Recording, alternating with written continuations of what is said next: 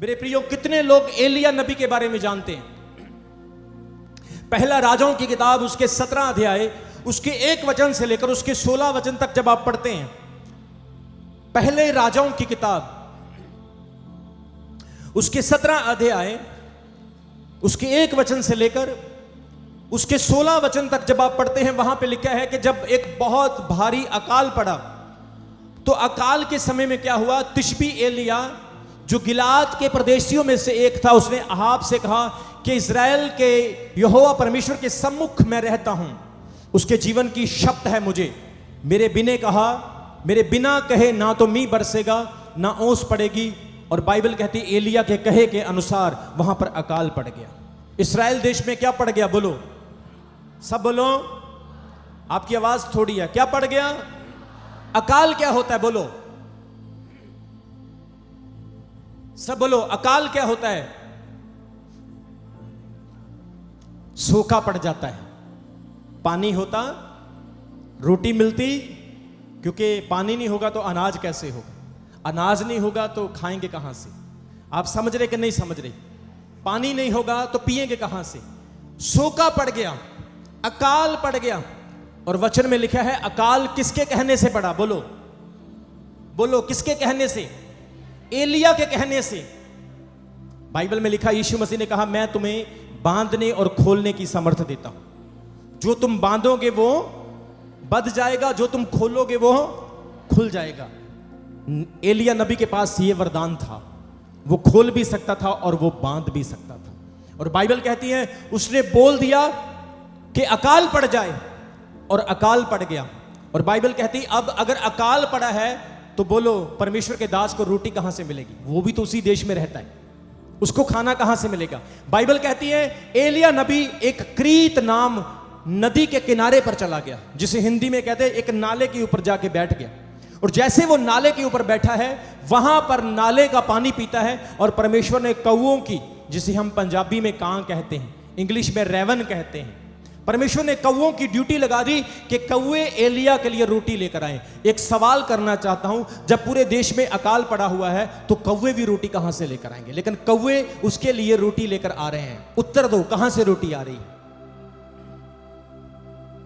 मैं आपको बताना चाहता हूं, अगर सब लोगों में अकाल पड़ा हुआ है तो याद रखें राजा के दरबार में रोटी होती है। राजा के दरबार में कभी खाने की कमी नहीं होती। कौवे क्या करते थे? उड़ के जाते थे और राजा की रसोई से नबी के लिए रोटी लेकर आते थे। इस वचन से सीख लो, कितना भी अकाल पड़े, अगर आप परमेश्वर के चुने हुए हैं तो कौवे भी आपके लिए काम करेंगे।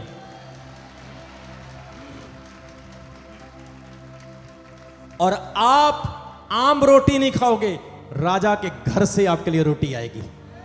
ताली बजाओ प्रभु के लिए। मुझे किसी ने सवाल किया, सर अगर अकाल पड़ा था तो कौवे रोटी कहां से लाते थे? मैंने कहा वो तेरा बाप है तो मेरा भी बाप है, और वो हमें, अगर हम उसके नबी हैं, अगर हम उसके दास हैं, तो वो हमें ऐसा वैसा खाना नहीं देता, राजा की रसोई से खाना आएगा, रसोई से। बाइबल में लिखा है परमेश्वर ने ड्यूटी लगा दी। कौवे भी प्रभु का कहना मानते हैं, गधे भी मानते हैं, मछलियां मांगती हैं, जानवर भी प्रभु का कहना मानते हैं, लेकिन इंसान नहीं मानते। इंसान क्या करते हैं? मुकर जाते, चेंज हो जाते, बदल जाते। लेकिन कौवे भी प्रभु का कहना मानते हैं। कौवे को हम बुरा कहते हैं। छोटे होते थे कौवे हाथ से रोटी छीन के ले जाते थे। कितने लोगों ने देखा? कई बार हम आंगन में बैठ के रोटी खाते थे, कौवे आते थे, कहां आंदे सीगे ते रोटी हाथ विच खो के ले जांदे सीगे, ते असीं कहने हाय मम्मी कौवा मैनू ठूंगा मार के चल गया, कां ने मैनू मारिया। हम रोते थे, कौवे रोटी ले जाते थे। कौवा एक देने वाला नहीं, छीनने वाला जानवर है, पर जिसे मेरा परमेश्वर उपयोग करता है वो छीनने वाला भी देने वाला बन जाता है। जोर से बोलेंगे हालेलुया। अब एलिया नबी उस नाले के ऊपर पानी पीता है और कौवे की लाई हुई रोटी खाता है। वचन कहता है एक दिन ऐसा आया और नाले का पानी सूख गया। सब बोलो पानी, फिर बोलो सूख गया, मतलब खाली हो गया। नाले में पानी नहीं।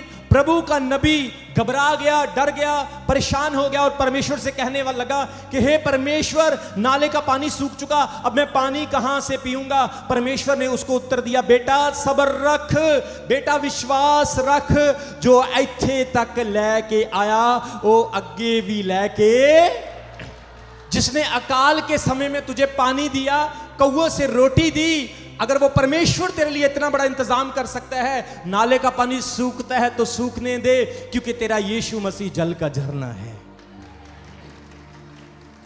बाइबल कहती है, यीशु मसीह ने कहा जीवन की रोटी, जीवन का पानी। मेरे प्रियो, नाले का पानी सूख गया, एलिया नबी घबराने लगा, अब मैं क्या करूंगा, अकाल का समय है। बाइबल कहती, परमेश्वर ने उसको कहा डर मत, मैं तुझे यहां तक लेकर आया हूं, आगे भी लेकर जाऊंगा। वचन में लिखा, उसने कहा सारपत नगर में चले जा। बोलो कहां जाना है, सब बोलो, जोर से बोला करो, सारपत नगर में चला जा। सारपत नगर में मैंने एक विधवा को तेरी सेवा के लिए ठहराया है, जब तू जाएगा तो वहां पर तेरे खाने का, तेरी रोटी का इंतजाम होगा। याद रखें, कई बार परमेश्वर आपको अमीरों के घर नहीं, गरीबों के घर भेजता है। परमेश्वर गरीबों के घर में इसलिए भेजता है ताकि वो इस चीज को साबित कर सके, वो इस चीज को प्रूफ कर सके कि तुम्हारे लिए परमेश्वर कहां कहां से इंतजाम कर सकता है। एलिया नबी जाता है, जैसे ही गेट के ऊपर पहुंचा है, बाइबल कहती वो देखता एक औरत वहां पर लकड़ियां इकट्ठी कर रही है। जैसे वो लकड़ियां इकट्ठी करती है, एलिया उसके पास जाता है और कहता है, हे नारी, मेरे लिए पानी लेकर आ। जैसे ही वो जाती है, वो कहता है पानी लेने तो तू जा ही रही है, मेरे लिए रोटी का टुकड़ा भी लेकर आना।